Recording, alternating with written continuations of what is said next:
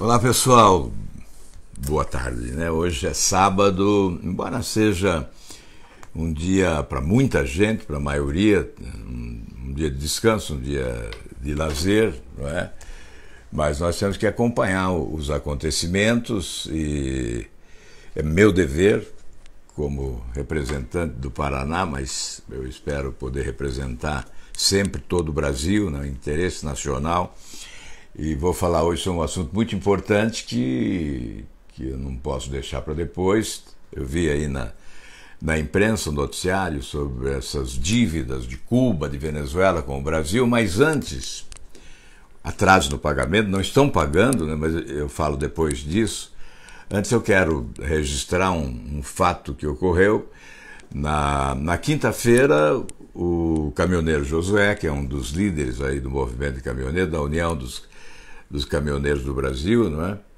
Ele é de Manaus e me informou que estava havendo um impasse na fronteira com a Venezuela. Caminhoneiros estavam retidos lá na Venezuela, tinham 32 caminhões aproximadamente, estavam bloqueados sem poder retornar ao Brasil.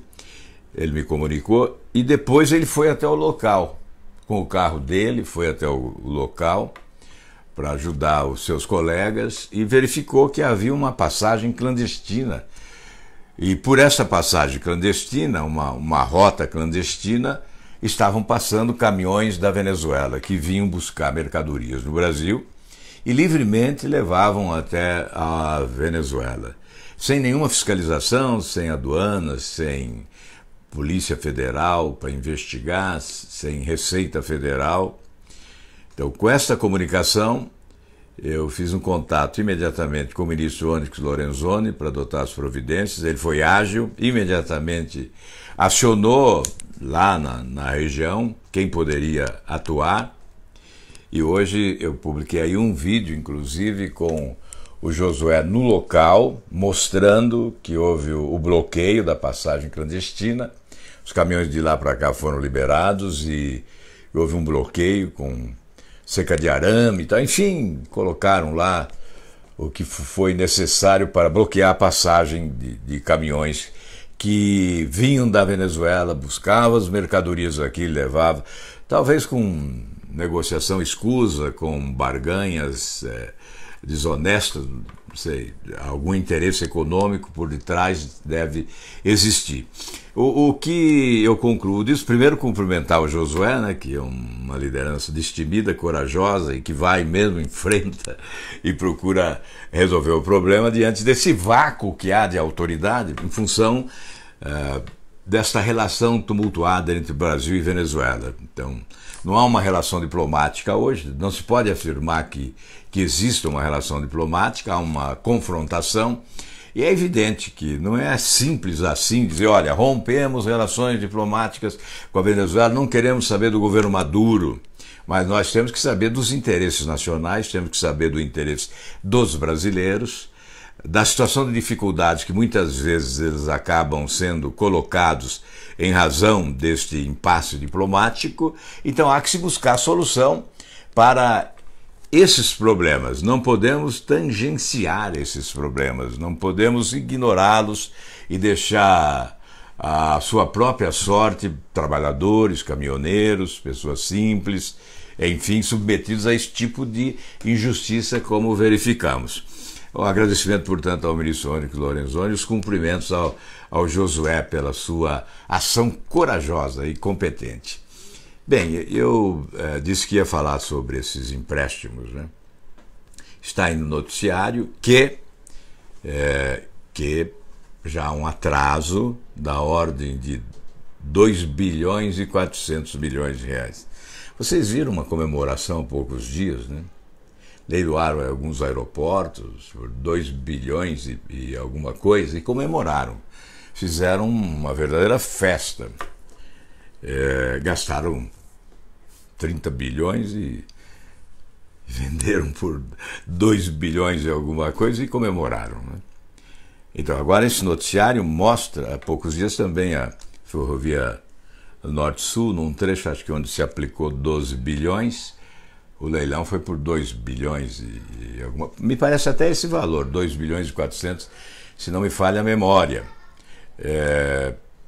O que eu estou dizendo é que não é pouco.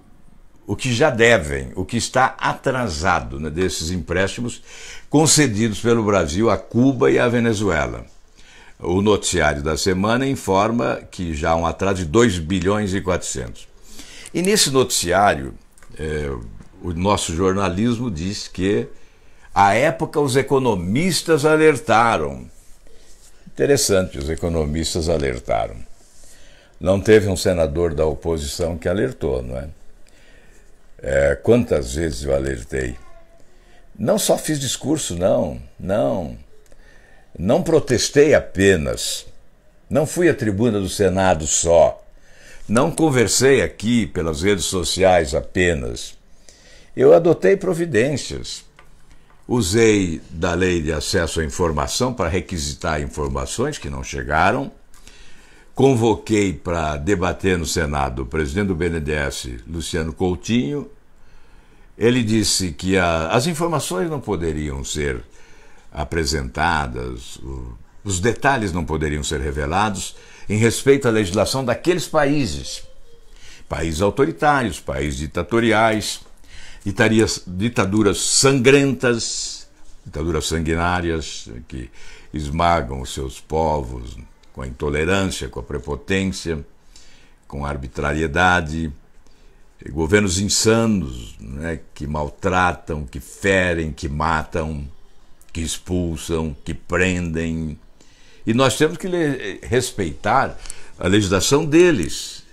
E na contestação eu dizia, mas, presidente, o governo brasileiro prefere respeitar a legislação de Cuba e da Venezuela e não respeitar a Constituição do nosso país, porque a Constituição do nosso país diz que... O que diz a Constituição? Ela fala em transparência, ela fala em publicidade dos atos públicos. Aí eu fui ao Supremo Tribunal Federal, impetrei mandado de segurança para quebrar essa caixa preta, para revelar as informações sobre esses empréstimos.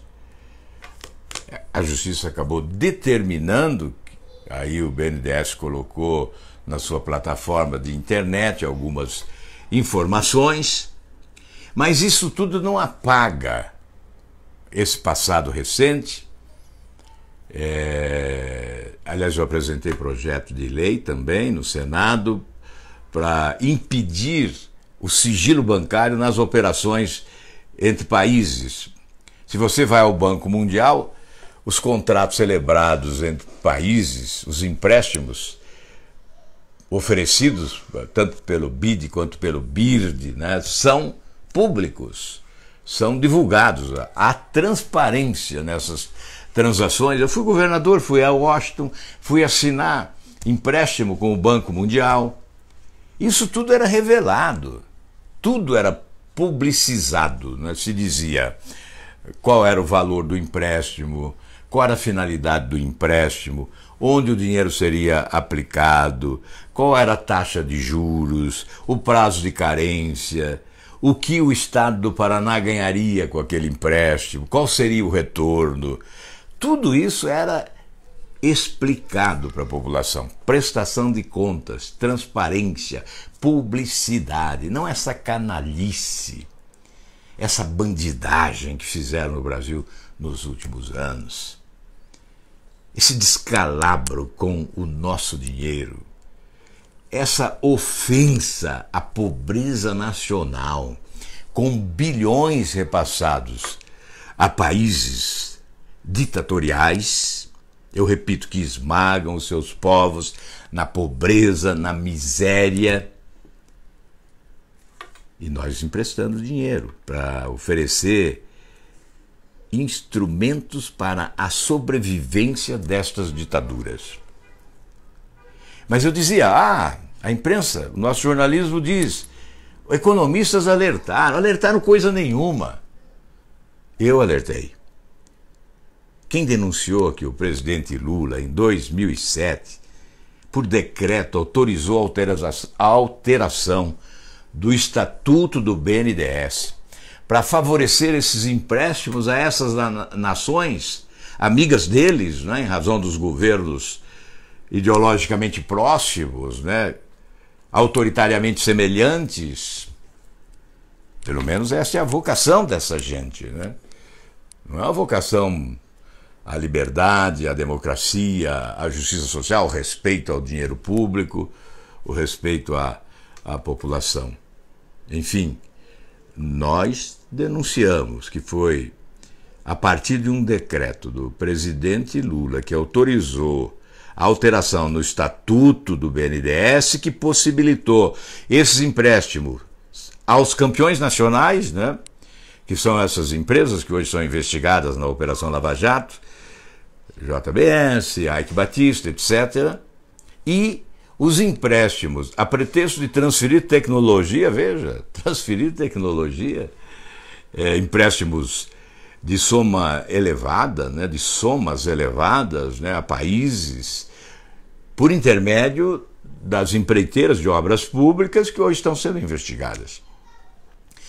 E era certamente uma evasão de divisas, porque lá se constituiu uma empresa laranja para transferência de recursos destinados a pagamento de propinas. Com isso, se desrespeitava determinados acordos celebrados pelo Brasil de combate à corrupção internacional, porque, na verdade, ao fazer esses empréstimos, a empresa empreiteira que levava o dinheiro ficava com a obra. Então é evidente que a concorrência pública, entre aspas, não era uma concorrência pública de verdade, era dirigida.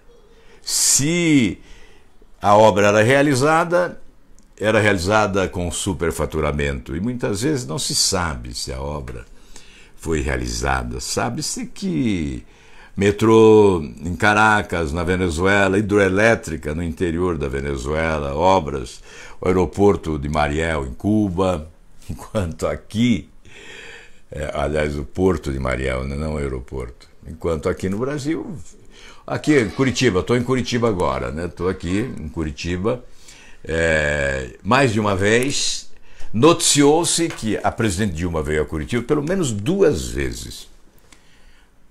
E anunciou-se transferência de recursos para a construção do metrô de Curitiba. Não existe nem no papel o metrô de Curitiba. Ande aí pela cidade, procure o metrô. Quem encontrar o metrô ganha um Fusca da era Itamar Franco, de presente. Quem encontrar o metrô em Curitiba, olha, nem um cão farejador como o Hugo Henrique aqui vai encontrar o metrô em Curitiba. Tem que fazer galhofa mesmo, né? Porque aqui só anúncio. Mas vai lá em Belo Horizonte, o metrô de Belo Horizonte. Quantos anos se fala no metrô de Belo Horizonte? Enfim, recursos para metrô em Caracas, na Venezuela, o Brasil tem. Aqui para o nosso país, não. Então nós alertamos, nós falamos inúmeras vezes, nós denunciamos. À época nós pedimos CPI, nunca conseguimos instalar uma CPI para investigar o BNDES, né, naquela época.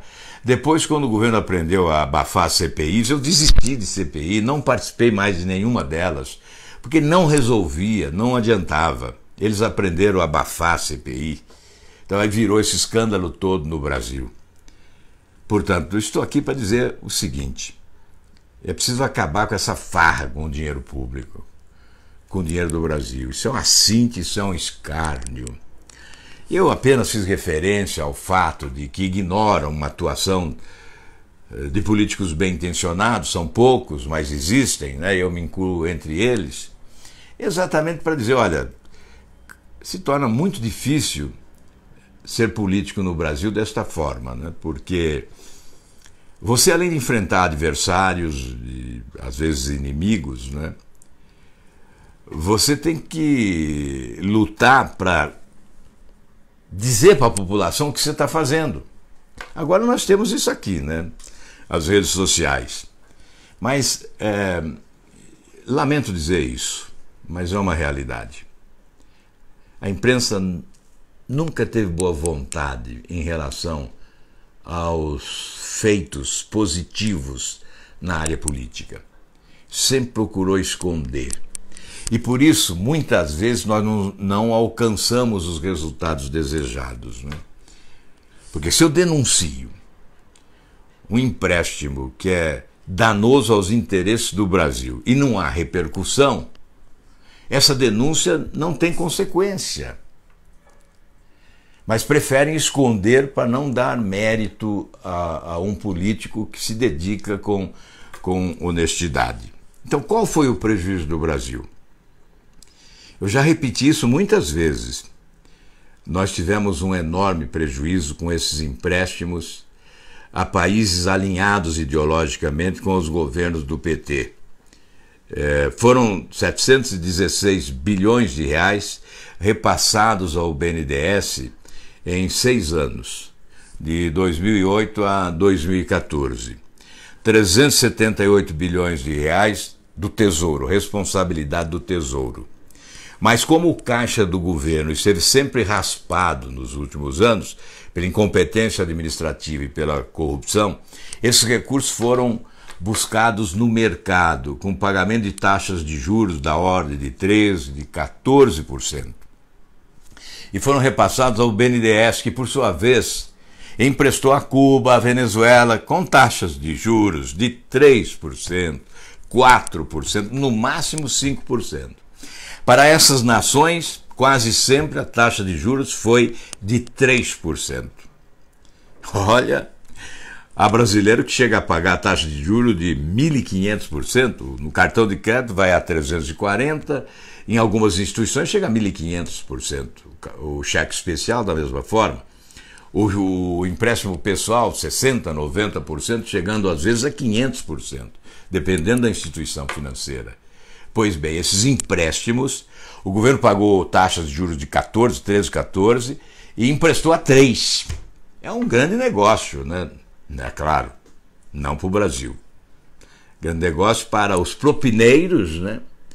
Aqueles que instalaram no Brasil um propinoduto, que fizeram do Brasil o paraíso da corrupção, e, obviamente, para essas nações também corruptas e sanguinárias, porque nações autoritárias, ditatoriais, pelos governos que as sufocam. Portanto, eu falei 378 bilhões do Tesouro. E o restante, até completarmos 716 bilhões, saíram do FAT, PIS/PASEP e FGTS. Dinheiro de quem? Dos trabalhadores brasileiros. Dos trabalhadores brasileiros. Tiraram dinheiro de trabalhadores brasileiros. Dinheiro do FGTS, do FAT, é dinheiro de trabalhador. Ora, tiraram esse dinheiro dos trabalhadores e emprestaram a juros de banana, né? Prestaram a preço de banana, porque taxa de juros a 3% num país onde o capitalismo é especulativo, é capitalismo financeiro, que se sobrepõe ao capitalismo industrial, né? E que faz com que os bancos vivam momentos de glória em matéria de lucros estratosféricos que alcançam, porque exploram nesse mercado persa mesmo, nesse mercado da dívida pública, né? Exploram o mercado da dívida pública brasileira, ganham horrores, não é? Aí o governo oferece a outros países taxas de juros de 3%. Então isso tudo foi denunciado fartamente. Eu cansei de denunciar, eu repeti incansavelmente. E agora eu leio uma notícia que diz assim: alguns economistas alertaram. Muito bem. O que importa é que isso tudo tenha um freio de arrumação.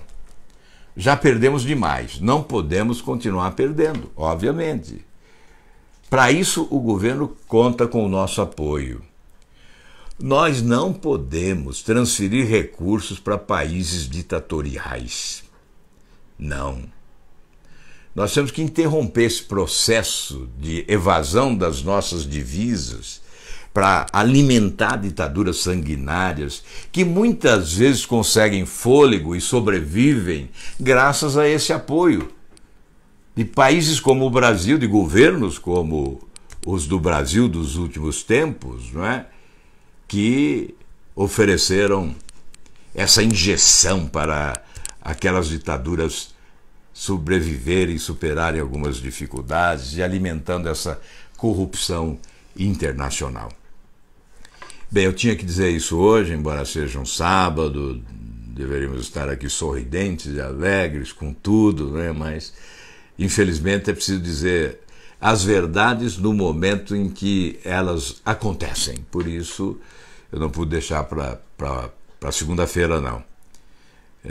Muito obrigado aí pela sua atenção, tenha um ótimo final de semana e se puder nos honrar com a sua companhia sempre, né, nos acompanhando para nos fiscalizar, saber o que nós andamos fazendo, para poder inclusive cobrar muito, criticar se necessário, mas também estimular quando tiver disposição para estimular, porque é muito difícil estimular um político no Brasil, não é? Eu entendo isso, mas se puder estimular também é muito importante. E se puder comunicar aos seus amigos, seus colegas, seus companheiros, procurar multiplicar, né, essas ideias, se você concorda com elas, sugerindo que acionem aí a nossa rede, não só o Facebook, mas também o Twitter, o Instagram, o YouTube, nosso canal no YouTube. Eu agradeço muito. Muito obrigado de coração, um grande abraço, que Deus lhe proteja sempre.